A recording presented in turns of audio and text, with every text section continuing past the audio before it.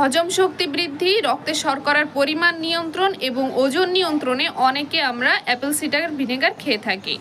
কিন্তু সঠিকভাবে Apple cider vinegar খাওয়ার নিয়ম এবং কারা অ্যাপেল সিডার ভিনেগার খেতে পারবেন না জানেন কি?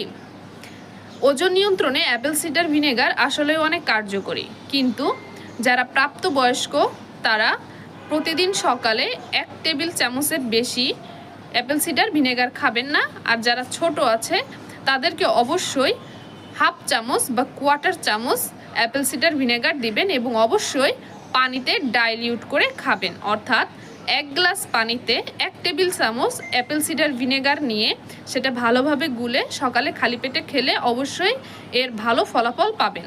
কিন্তু কারা অ্যাপেল সিডার ভিনেগার খেতে পারবেন না? 1, যারা তীব্র গ্যাস্ট্রাইটিসে ভুগছেন। 2, যাদের পেটে আলসারের সমস্যা আছে তারা অ্যাপেল সিডার ভিনেগার খাবেন না। এবং অ্যাপেল সিডার ভিনেগার খাওয়ার সময় যে সতর্কতা অবলম্বন করবেন তা হলো ভিনেগার দিয়ে কখনোই দাঁত পরিষ্কার করবেন না, কারণ এটি একটি অ্যাসিড এবং এই অ্যাসিডটি আপনার দাঁতের এনামেলকে নষ্ট করে দিতে পারে।